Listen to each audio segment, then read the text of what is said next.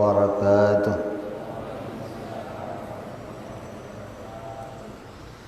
الفاتحة إلى روح سيدنا وحبيبنا وشفيعنا رسول الله سيدنا محمد بن عبد الله صلى الله عليه وعلى آله وأصحابه وأزواجه وذريته أن الله يعلي درجاتهم بالجنة وينفعنا بأسرارهم وأنوارهم وعلومهم ونفحاتهم وبركاتهم في الدين والدنيا والآخرة ويجعلنا من حزبهم ويرزقنا محبتهم ويتوفنا على ملتهم ويحشرنا في زمرتهم بالعافية والسلامة. لهم الفاتحة.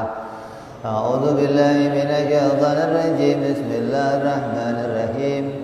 الحمد لله رب العالمين الرحمن الرحيم مالك يوم الدين. إياك نعبد وإياك نستعين. اهدنا الصراط المستقيم صراط الذين أنعمت عليهم غير المغضوب عليهم ولا الضالين.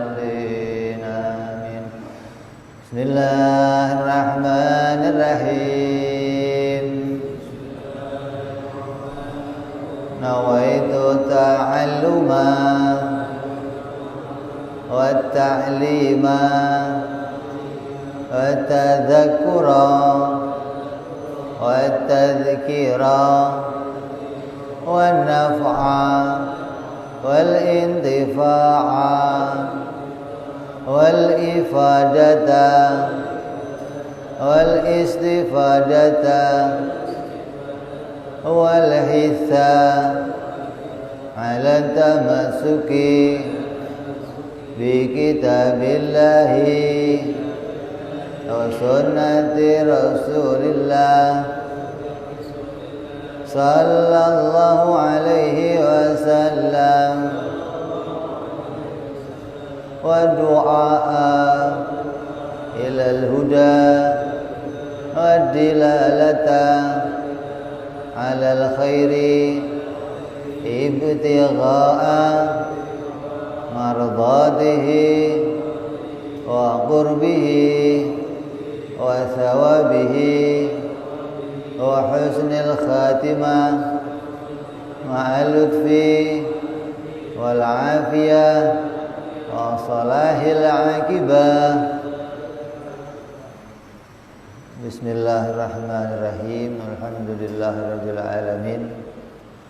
Wabihi nasta'inu ala umuri dunya waddin. Wassalatu wassalamu ala rasulillah Sayyidina wa habibina wa syafi'ina wa maulana Muhammadin sallallahu alaihi wa ala alihi wa sahbihi ajma'in.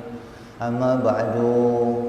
Qala musanniful kitab Hadratul Imam Al-Habib Utsman bin Abdullah bin Aqil bin Yahya rahimahullah wa ghafara lahu wa liwalidayhi wa nafa'ana bihi fid darain.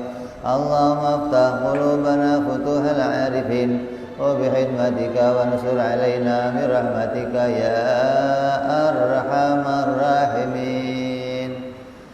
Ila an qala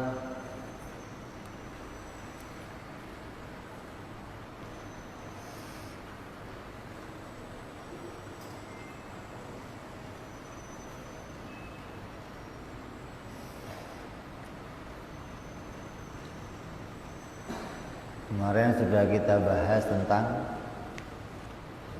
makna la ilaha illallah, definisi Tuhan, definisi ketuhanan atau takrif atau pengertian ketuhanan.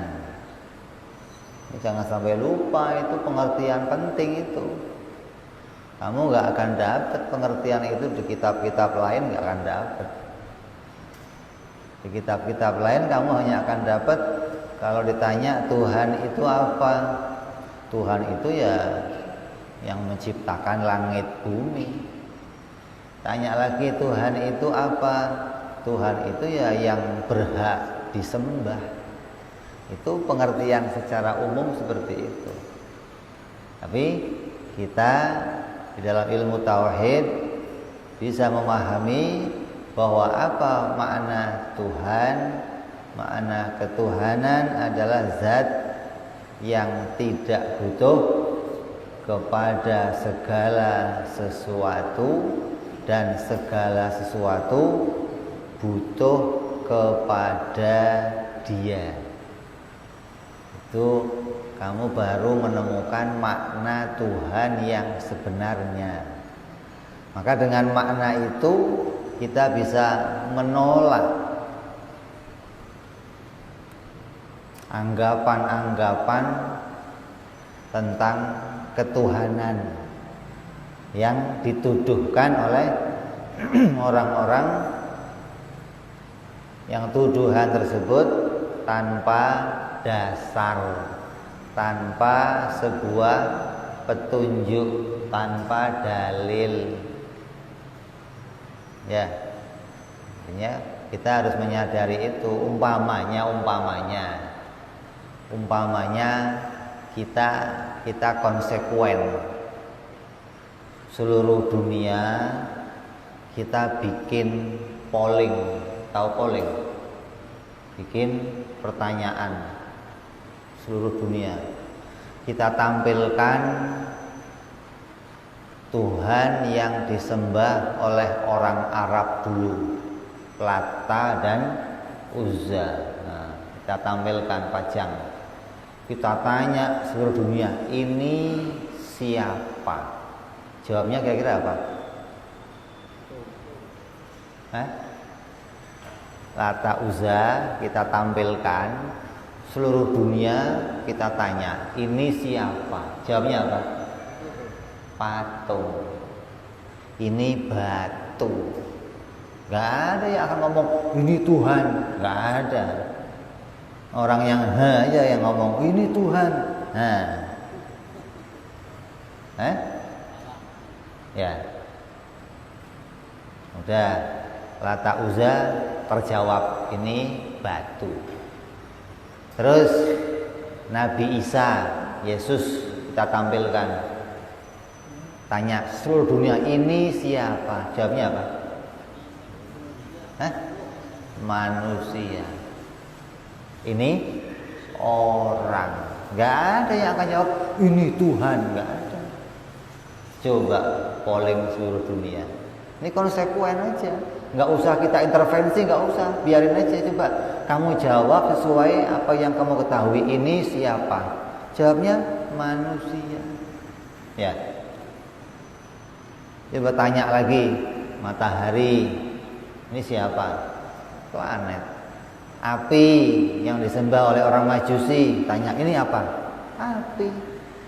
Gak ada yang mengatakan Tuhan, gak ada. Ini konsekuen. Lah kenapa kok kemudian mereka ini disebut Tuhan? Karena ada doktrin pemaksaan paham oleh orang tuanya. Didoktrin untuk meyakini ini Tuhan. Orang-orang Arab pada masa itu disuruh meyakini anak-anaknya Lata Uzza Tuhan. Maka ketika Nabi Muhammad SAW datang kepada mereka, mengajak mereka menyembah Allah Zat yang Esa, kata mereka apa? Muhammad, kami sudah punya sesembahan dari bapak moyang kami. Mana ini? Jadi mereka menganggap itu Tuhan bukan karena penemuannya sendiri, bukan, karena doktrin dari orang tuanya. Yang menyembah matahari Tuhan, yang menyembah api sebagai Tuhan, yang menyembah Yesus sebagai Tuhan, semua doktrin. Bukan rasionalnya, bukan akalnya yang menemukan, ini mempunyai sifat-sifat Tuhan. Enggak ada. Jadi kamu harus sadar itu, bahwa di dunia ini enggak ada Tuhan lain, enggak ada. Tuhan itu hanya Allah. Kenapa kok Tuhan itu hanya Allah? Karena yang punya sifat Tuhan memang hanya Allah. Selain Allah tidak punya sifat Tuhan. Jadi kalau ditanya sekali lagi, apa sih pengertian Tuhan yang kamu tahu? Tuhan itu zat yang tidak butuh kepada yang lain dan yang lain butuh kepada Dia. Jadi kalau kita kembali tampilkan tadi dari mulai Lata, Uzza, Yesus, api, matahari, semua benda-benda yang disembah oleh orang Yunani, oleh orang India kita tampilkan semua. Maka yang tampil ini tidak ada yang punya kriteria yang kita sebutkan, nggak ada yang memenuhi definisi ketuhanan, nggak ada. Semuanya masih punya kebutuhan. Hanya Allah zat yang tidak butuh kepada segala sesuatu. Ini makna ini harus kita simpan dalam hati kita. Jadi jangan terus kalau nanti zikir la ilaha illallah masih seperti dulu, asbun, asal bunyi la ilaha illallah, gedeknya mantep banget. Tanya hatinya ngomong apa? Ya nggak ngomong apa-apa, bagaimana mau? Bagaimana zikir kamu mau naik ke langit? Bagaimana zikir kamu mau dihitung oleh para malaikat? Bagaimana zikir kamu akan diberi pahala oleh Allah apabila mulutnya bunyi tapi hatinya nggak ingat Allah? Jadi mulai hari ini kita usahakan setiap kita zikir kalimat la ilaha illallah yang muncul di hati kita tidak ada zat lain yang tidak butuh kepada segala sesuatu dan segala sesuatu butuh kepada Dia kecuali Engkau ya Allah. Tidak ada yang wajibul wujud kecuali Engkau ya Allah. Tidak ada yang menciptakan langit bumi kecuali Engkau ya Allah. Tidak ada yang menggerakkan hamba makhluk-Mu kecuali Engkau ya Allah. Tidak ada yang mendiamkan makhluk kecuali Engkau ya Allah. Tidak ada yang membentuk seluruh makhluk ini kecuali Engkau ya Allah. Itu cara zikir la ilaha illallah yang diajarkan Habib Utsman bin Abdullah bin Aqil bin Yahya. Maka kita praktekkan di rumah. Mulutnya mengucapkan la ilaha illallah, hatinya menyebutkan makna-makna. Ada berapa makna yang kita simpan dalam la ilaha illallah? Ada 50 makna. Yaitu dari mulai sifat-sifat Allah yang sudah kita pelajari sejak awal. Wujud, qidam, baqa, mukhalafah lil hawadis sampai mutakalliman. Maka makna ini bisa kita hadirkan dalam hati kita ketika kita mengucapkan zikir la ilaha illallah. Jadi kalau dengan ini kamu sekarang bisa melihat wajahnya Allah dengan benar. Jangan dianggap wajah itu ini, jangan. Wajah itu maknanya kamu bisa paham, oh ini loh Tuhan. Apa itu? Zat yang tidak butuh kepada yang lain dan yang lain butuh kepada Dia. Dengan melihat ini kamu tahu, oh ini Tuhan. Nah yang selama ini saya pelajari apa? Yang selama ini kita pelajari itu sifat-sifat Tuhan, sifat-sifatnya Allah. Setelah kita tahu sifat-sifat Allah, tahu perbuatannya Allah, nah sekarang kita tahu ini loh yang namanya Allah. Hingga tiap kamu zikir, di hati kamu betul-betul menyaksikan Allah, menyaksikan Tuhan, bukan menyaksikan tulisan alif lam lam ha, bukan. Itu mah tulisan Allah namanya. Bukan itu lagi yang diingat ketika la ilaha illallah. Yang diingat apa? Alif, lam ha. Bukan itu yang diingat, bukan. Ketika zikir kalimat la ilaha illallah, makna ini yang harus hadir ke dalam hati kita. Jadi dari sini kamu tahu ini loh yang namanya Tuhan. Ya. Kayak kamu ngomong rumah. Kalau kamu ngomong rumah, yang tampil di pikiran kamu apa? Bangunan. Ya, bangunan yang ada atapnya, ada temboknya, ada pintunya, maka itu tampil ketika ngomong rumah. Kamu ngomong mobil, yang tampil apa? Ya, besi yang bentuknya ya, ada rodanya, ada, itu tampil di pikiran kamu. Nah, kalau kamu nyebut Allah, yang tampil apa? Gak ada. Allah. Yang muncul di pikiran kamu apa? Gak ada. Ya ini harus dimunculkan ini. Dulu itu gak muncul, Bib. Sekarang harus muncul. Kalau kamu ngomong Allah, apa yang muncul? Zat yang tidak butuh kepada yang lain dan yang lain butuh kepada Dia. Itulah Allah. Itulah Tuhan yang kita sembah. Itulah zat yang menjadikan pertolongan kepada kita. Itulah zat yang senantiasa mengatasi segala apapun yang jadi masalah-masalah kita. Tuhan yang menolong segala apa yang jadi kebutuhan kita. Tuhan yang mengurus segala keperluan kita, yaitu. Hingga kita tidak pernah bisa lepas dari butuh kepada Allah Subhanahu wa taala tiap waktu, tiap detik. Kalau hati kita sudah bisa ngakuin tiap detik, saya hamba ya Allah, Engkau makhluk ya Allah, maka syahadat kamu sempurna. Syahadat kita itu 3. Pertama, kita syahadat sebelum kita lahir. Di mana syahadatnya? Di alam arwah. Di alam arwah, sebagaimana yang disebutkan oleh Allah di dalam Al-Quran.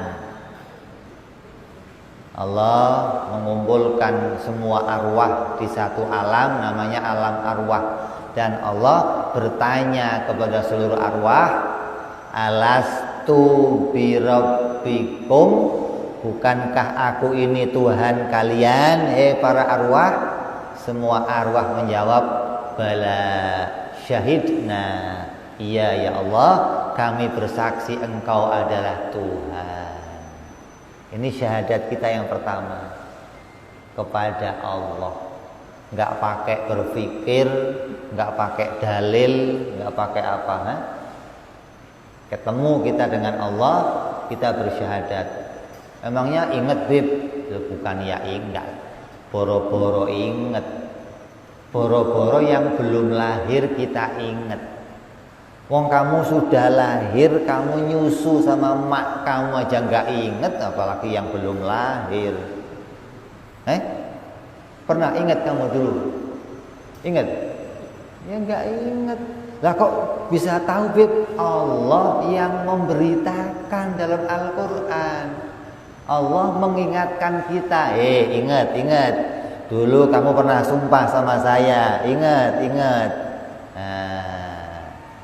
Kemudian di dunia kita lahir, Allah jadikan kita punya akal, kita bisa berpikir, kembali kita bersyahadat, aku bersaksi ya Allah, Engkau adalah Tuhan. Itu syahadat pakai mulut, namanya syahadat yang kedua, yang kita ucapkan pakai mulut. Syahadat yang ketiga, yang kita sebutkan pakai makna di hati. Maka syahadat yang ketiga inilah yang akan membawa kamu sampai nanti ke akhirat, sampai kamu berjumpa kembali dengan Allah Subhanahu wa ta'ala. Jadi kalau tiap waktu di hati kamu bisa menyebutkan syahadat ini, saya makhluk ya Allah, Engkau Tuhanku ya Allah, saya makhluk ya Allah, Engkau Tuhanku ya Allah. Tiap waktu kamu sebutkan ini berarti kamu di dunia ini sempurna syahadatnya. Di akhirat kamu bersyahadat, di dunia kamu tetap bersyahadat mengakui tidak ada Tuhan kecuali Engkau ya Allah. Tidak ada yang lain yang berhak disembah kecuali Engkau ya Allah. Ini pengakuan syahadat kita yang akan kita bawa sampai nanti hari kematian kita. Jadi zikirnya nggak usah macam-macam, nggak usah. Zikir nggak usah banyak-banyak. Sedikit zikir, kalau makna ini bisa hadir ke dalam hati kita, maka akan sempurna zikir kita. Ada satu kisah. Ada satu kisah dari ulama yang membiasakan diri zikir dengan kalimat la ilaha illallah. Dia mendapatkan berita, siapa yang membaca la ilaha illallah 70.000 kali, 70.000 kali, maka akan menjadi tebusan dari api neraka.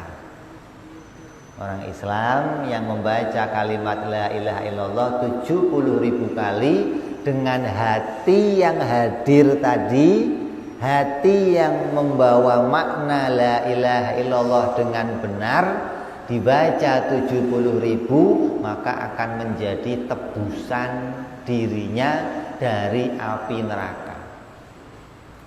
Maka ulama ini mengamalkannya, dibaca zikir itu.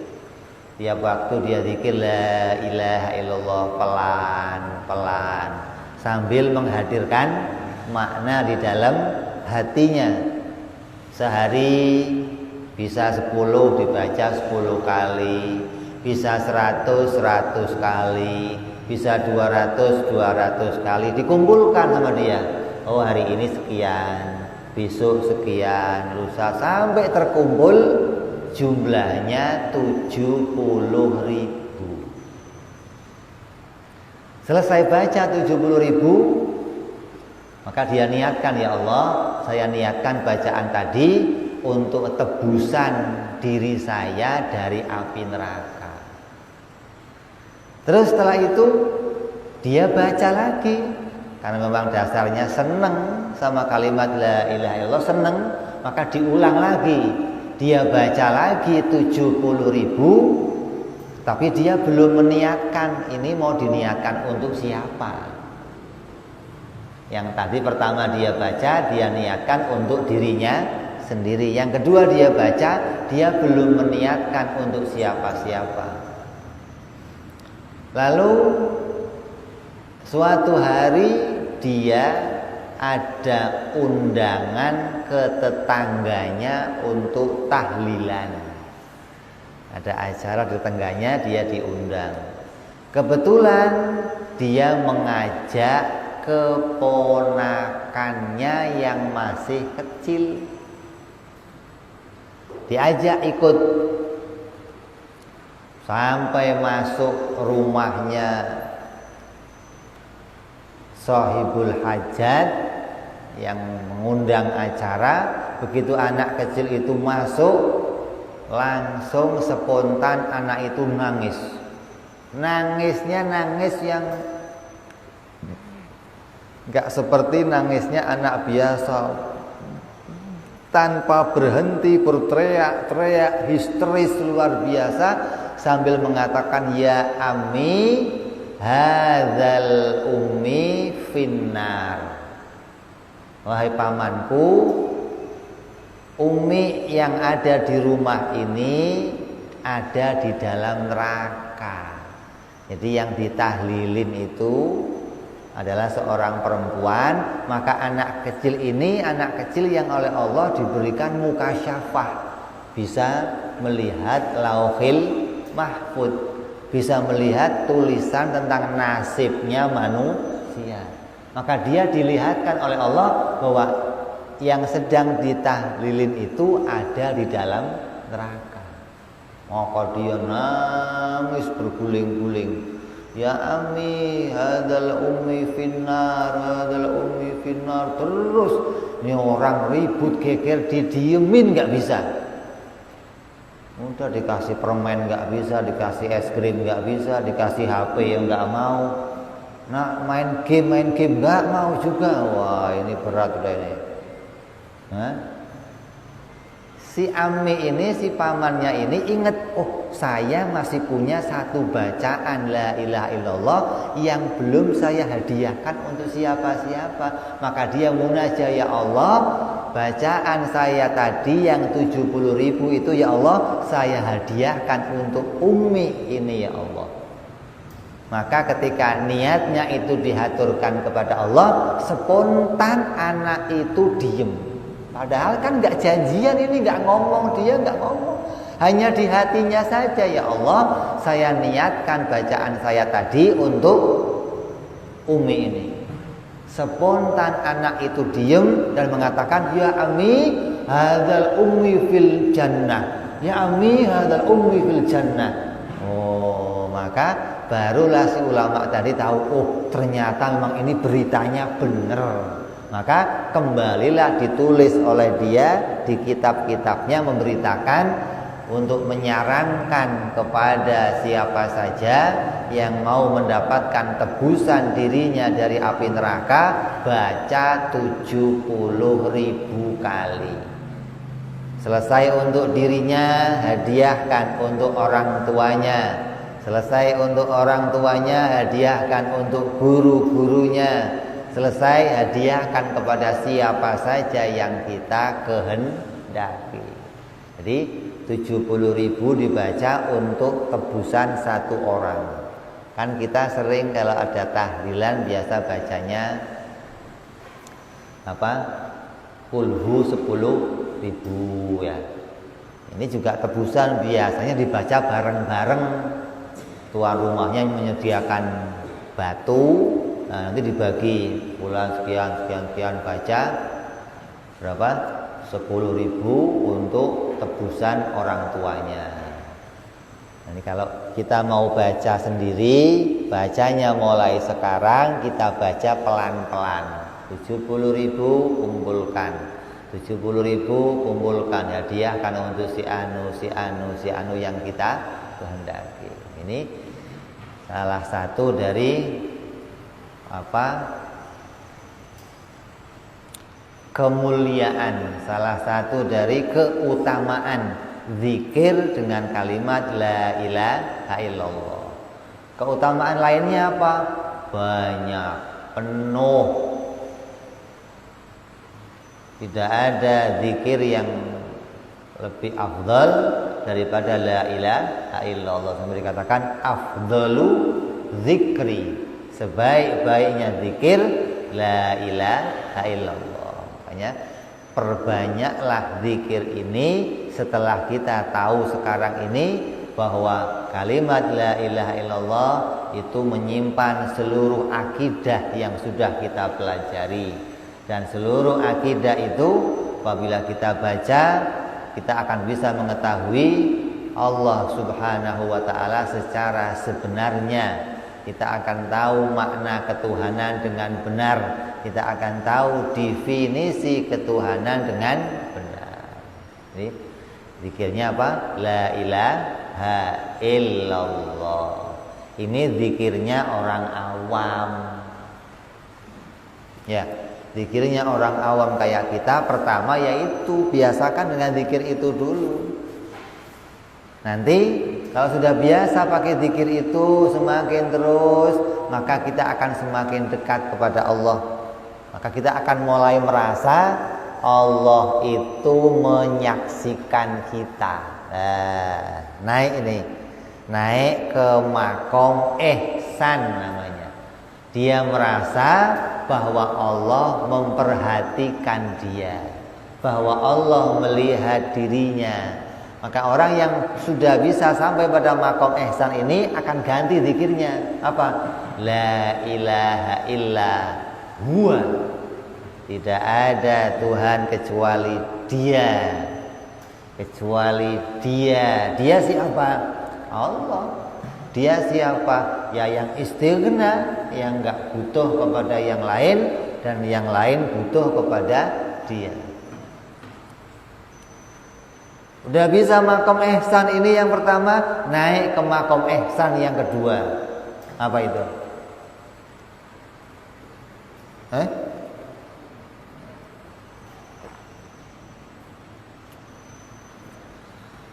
Makom ihsan yang pertama, menyembah Allah seakan-akan Allah melihat dirinya. Makom ihsan yang kedua, menyembah Allah seakan-akan dirinya melihat Allah. Naik lagi nih.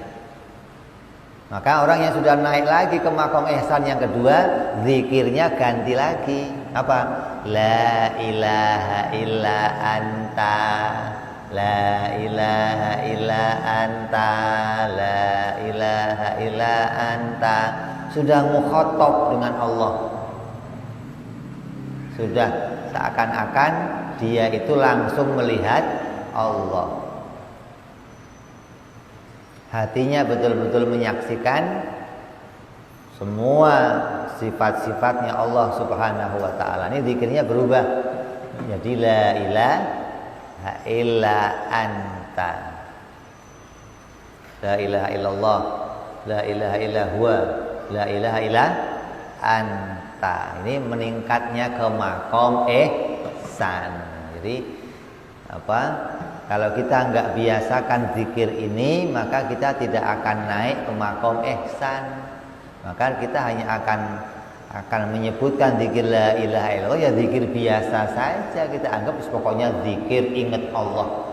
Enggak merasa Allah melihat dia, apalagi merasa dia melihat Allah. Tapi kalau kita sudah biasakan ini dengan hati yang khusyuk, hati yang mengingat Allah, hati yang hadir kepada semua makna-makna ini, maka ini akan membawa kedekatan kita kepada Allah Subhanahu wa ta'ala. Jadi kita harus biasakan zikir ini. Kata Nabi apa? Satu zikir la ilaha illallah. Sekali kamu zikir la ilaha illallah, apabila kamu baca zikir itu dengan memejamkan mata kamu dan menghadirkan makna di hati kamu, maka Allah akan ampuni 4.000 dosa kita. Sekali doang coba. Apalagi 10 kali, berarti 40.000 dosa kita diampuni oleh Allah.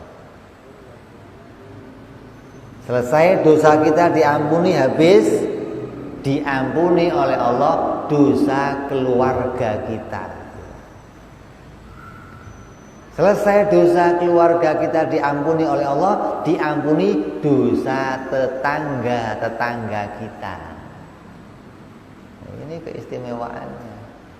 Cuman sekali zikir, tapi hatinya mengingat Allah. Bukan yang penting gedeknya saja, bukan yang penting asal banyak, bukan. Gak perlu banyak-banyak, kamu mau sekali saja zikir dengan baik, Allah sudah jadikan ampunan pada kita 44.000 dosa-dosa kita. Itu hadisnya Nabi SAW. Jadi banyak. Di antara puncaknya lagi apa? Orang yang zikir la ilaha illallah, puncaknya lagi, maka dia akan diberikan oleh Allah banyak terbukanya keistimewaan.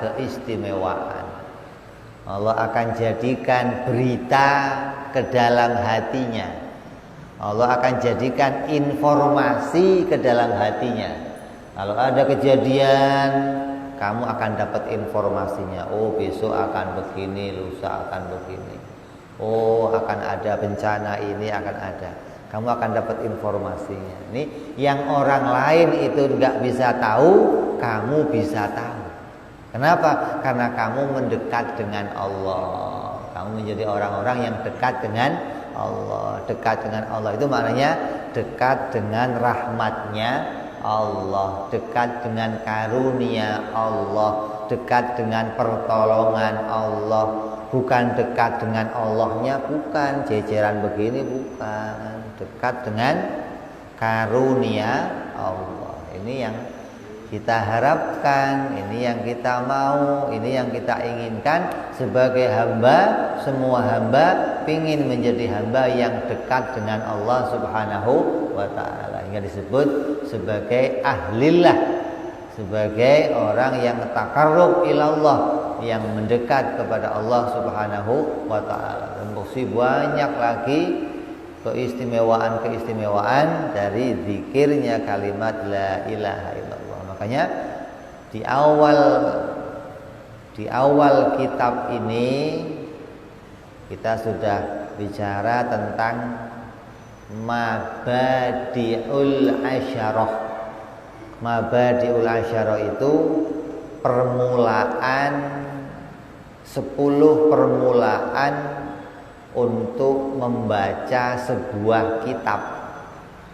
Jadi sebuah kitab, sebuah buku karyanya ulama yang kita baca itu pasti punya 10 tatanan atau 10 dasar-dasar tentang sebuah buku.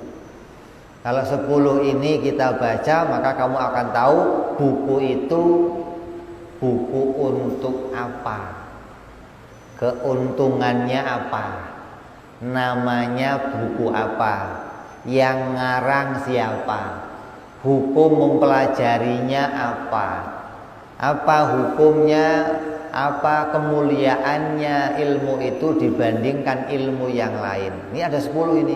Hingga nanti buahnya apa saya belajar ilmu itu. Di awal sudah kita bicarakan buahnya belajar ilmu tauhid as-sa'adatud darain, mendapatkan kebahagiaan di 2 tempat. Sa'adatul abadiyah, di akhirat mendapatkan sa'adah yang selama-lamanya, di dunia mendapatkan kebahagiaan sebagai orang mukmin, mendapatkan ketenangan hati, mendapatkan ketenangan jiwa, keuntungan yang kita peroleh di dunia. Di akhirat keuntungan surga yang selama-lamanya. Ini faedahnya ngaji ilmu tauhid. Coba kamu buka pelajaran ilmu yang lain, ilmu fikih, ilmu nahwu, ilmu tafsir, ilmu hadis. Tanya, kalau saya belajar ilmu ini keuntungannya apa? Maka tidak ada ilmu yang keuntungannya seperti keuntungannya ilmu tauhid.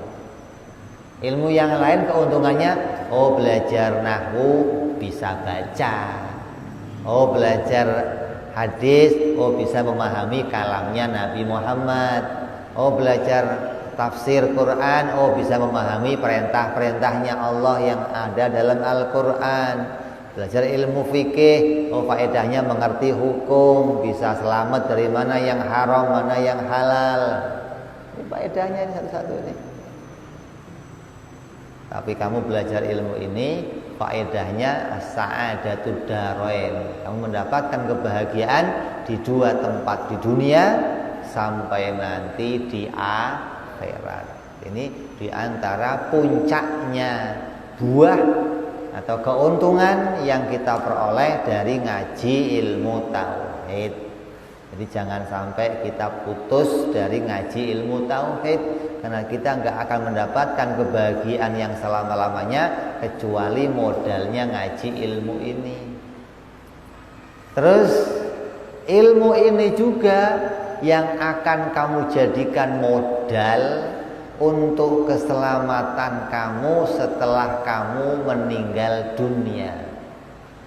Dari dunia sampai meninggal kita pakai modal ilmu ini, sampai mati bisa mengucapkan kalimat la ilaha illallah, setelah kita mati, maka ilmu ini pula yang masih kita pegang. Ilmu yang lain akan kita lupakan semuanya. Kita hanya akan ingat kepada ilmu tauhid. Jadi kita akan jelaskan kenapa setelah kita mati kita hanya ingat ilmu tauhid. Masuk adzan Isya, kita dengar adzan Isya sebentar.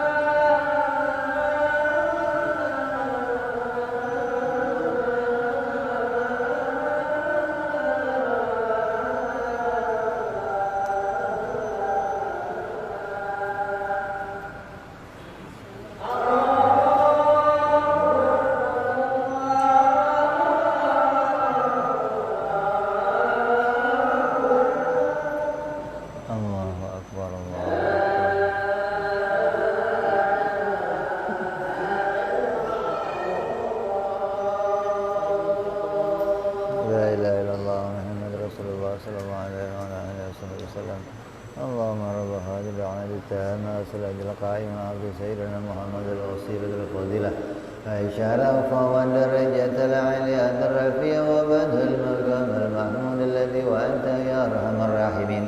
رب اغفر لي ولوالدي، رب اغفر لي ولوالدي، رب اغفر لي ولوالدي يا الله. رب اغفر لي ولوالدي، رب اغفر لي ولوالدي وارحمهما كما ربيانا صغيرا. اللهم بارك لنا وفي أولادنا واحفظهم ولا تضرهم وارزقنا برهم وفقهم لطاعتك. اللهم بارك لنا ولهم بالحال والمعال والعيال بجاه كبير المتعال. وصلى الله على سيدنا محمد وعلى آله وصحبه وسلم والحمد لله رب العالمين. Kita teruskan sebentar.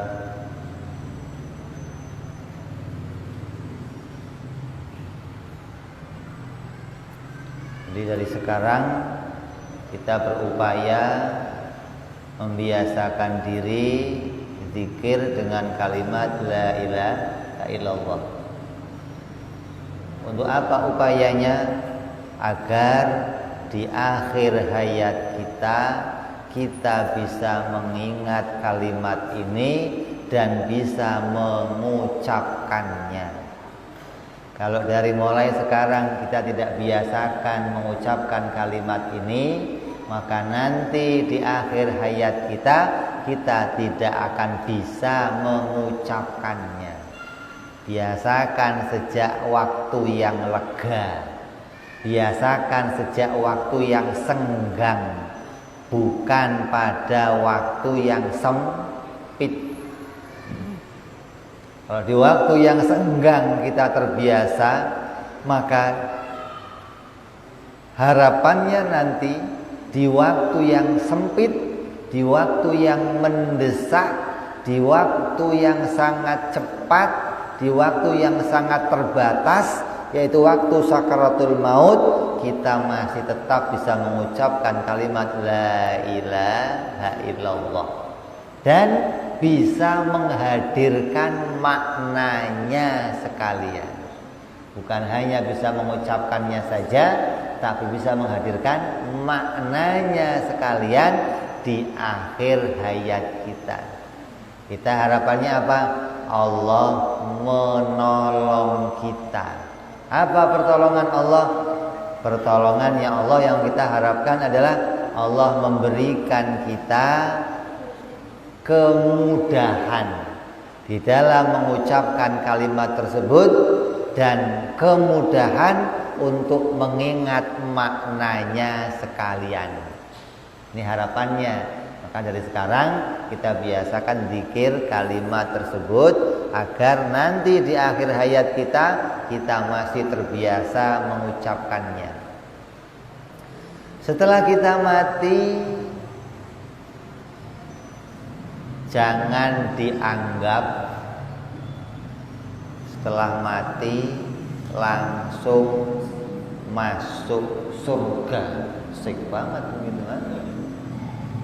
Setelah mati kita itu enggak langsung masuk surga enggak, atau masuk neraka enggak.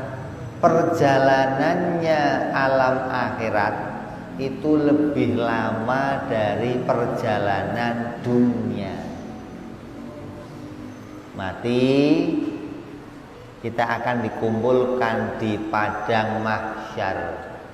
Berapa lama? 1000 tahun. 1000 tahun itu hitungan dunia apa akhirat? Akhirat. Kalau 1000 tahun akhirat itu 1 hari akhirat sama kayak 1000 tahun dunia. Jadi berapa lama itu? Itu baru di padang mahsyar. Dikumpulkan kita di situ 1000 tahun. Setelah itu dipindahkan kita ke tempat persidangan. Akan disidang amal kita 1 per 1. Jumlahnya orangnya berapa? Jumlahnya orangnya berapa? Miliaran. Dan akan disidang 1 per 1. Kalau 1 orang sidangnya 1 hari, berarti berapa waktunya?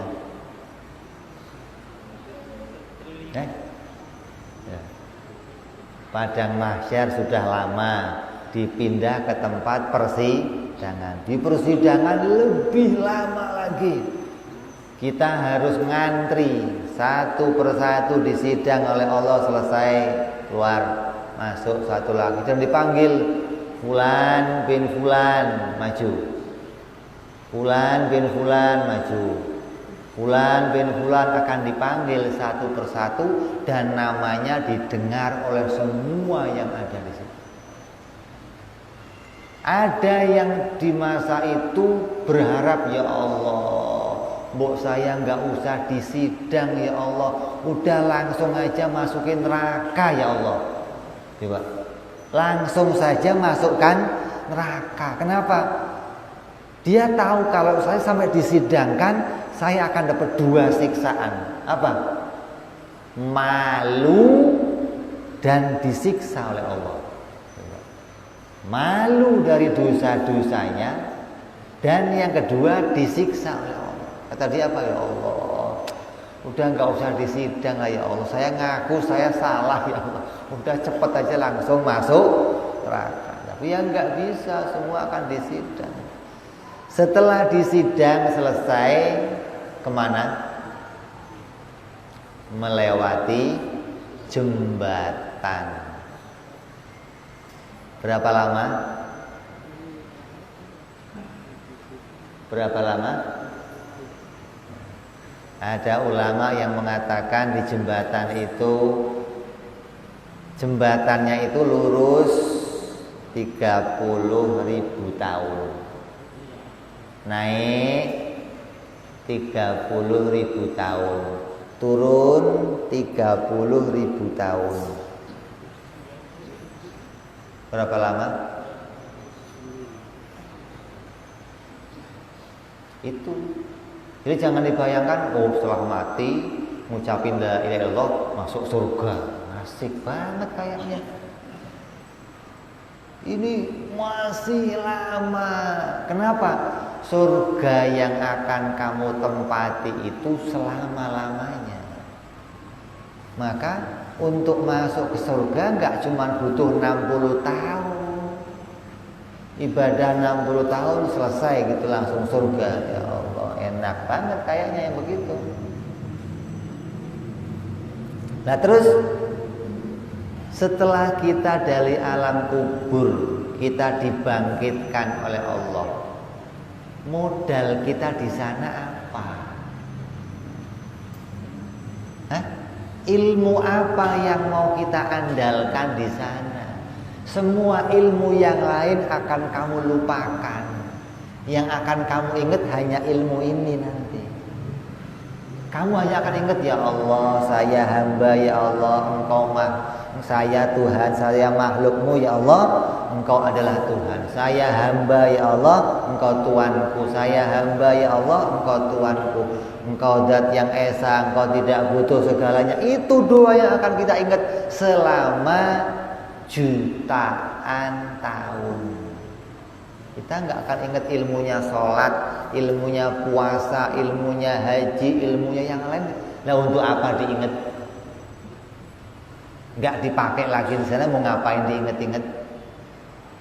Makanya kalau ada orang kok membelakangkan ngaji ilmu ini, menganggap gampang ngaji ilmu ini, dianggap dirinya sudah tahu tentang isinya la ilaha illallah, kemudian menganggap cukup dengan pengetahuan yang selama ini sudah diketahui. Ketika ngucapin la ilaha illallah yang diingat hanya alif, lam, ha. Betapa susahnya dia nanti di akhirat. Betapa akan resahnya hatinya di akhirat. Dia nggak akan tahu apa yang jadi hak-haknya Allah. Kalau kamu paham ini, yang akan kamu zikirkan apa? Tidak ada yang bikin manfaat kecuali Engkau, ya Allah. Tidak ada yang bikin maldoroh kecuali Engkau, ya Allah. Tidak ada yang menggerakkan kami kecuali Engkau, ya Allah. Enggak ada yang mendiamkan kami kecuali Engkau, ya Allah. Terus zikir bahwa semua perubahan-perubahan yang terjadi pada masa itu diciptakan oleh Allah. Satu persatu kita ingat kepada Allah. Hingga zikir ini akan menemani kita terus. Kita akan berada di dalam naungan rahmatnya Allah. Naungan memandang kepada wajahnya Allah, naungan memandang kepada ketuhanannya Allah tiap waktu, dari waktu demi waktu, karena kita membawa ilmunya la ilaha illallah. Ini yang kita harapkan. Makanya ilmu inilah yang akan kita pakai mendapatkan keselamatan di dunia dan keselamatan sampai nanti di akhirat. Jangan sampai kita tinggalkan belajar ngaji ilmu ini, kita membelakangkan ngaji ilmu ini, kita anggap cukup dengan zikirnya saja tanpa perlu maknanya, maka itu pengetahuan yang salah, itu pedoman yang salah. Yang kita pentingkan bukan hanya lafadznya, bukan hanya zikirnya, tapi makna yang akan kita simpan di dalam hati itu yang harus kita utamakan, karena itu yang menjadi intinya. Ibarat buah pisang itu ada kulitnya dan ada isinya doang yang mau kita makan, tapi tetap kita membawa kulitnya. Kalau cuman dapat kulitnya ya nggak ada gunanya. Tapi kalau sudah dapat kulitnya dan dapat isinya, maka isinya itulah yang akan membawa kita manfaat sampai nanti di akhirat. Mudah-mudahan kita semua dimudahkan oleh Allah memahami kalimat la ilaha illallah. Kita semua dijadikan oleh Allah bisa berpegang terus pada kalimat la ilaha illallah. Allah jadikan kita semua yang kumpul di sini bisa mau ngaji kalimat la ilaha illallah. Allah jadikan kita paham kalimat la ilaha illallah. Allah mudahkan kita mengucapkan kalimat la ilaha illallah pada akhir hayat kita. Dan Allah mudahkan pula kepada keluarga kita, anak-anak kita, saudara-saudara kita untuk bisa mudah mengucapkan kalimat la ilaha illallah. Mudah-mudahan kita dijadikan oleh Allah pada akhir hayat kita bisa mengucapkannya, kita mati dalam keadaan husnul khatimah. Allah jadikan kita selamat di dunia dan selamat sampai di akhirat nanti. Amin ya rabbal alamin. Ini saja, kita akan sambung perjumpaan yang akan datang bicara bab yang akhir setelah la ilaha illallah, bicara Muhammadur Rasulullah. Apa saja yang masuk di dalam syahadat Rasul, syahadat yang kedua yaitu wa asyhadu anna Muhammadar Rasulullah. Insyaallah kita sambung yang akan datang. Wallahu a'lam bishawab. Wa ila hadratin nabi. Al-Fatihah. A'udzu billahi minasyaitonir rajim. Bismillahirrahmanirrahim. Alhamdulillahi rabbil alamin arrahmanir rahim maliki yaumiddin. Iyyaka na'budu wa iyyaka nasta'in. Ihdinas siratal mustaqim. Siratal ladzina an'amta 'alaihim ghairil maghdubi 'alaihim waladdallin. Amin.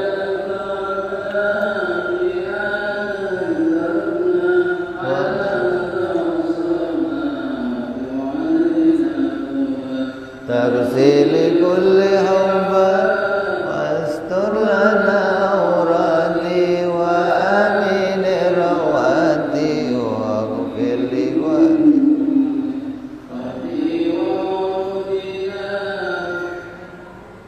ربي ومولودنا والآل والإخوان وسائر الحلان وكل ذي محبة أو جيرة أو صحبة والمسلمين أجمع من ربي اسمع فضلا وجودا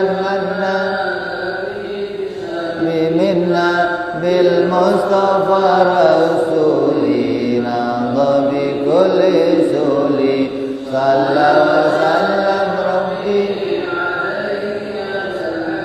وآله وصحبه عدد تعزيز صحبي والحمد لله سبحان ربك البدء والثناء سبحان ربك رب العزة عما يصفون وسلام على المرسلين والحمد لله رب العالمين. Assalamualaikum warahmatullahi wabarakatuh.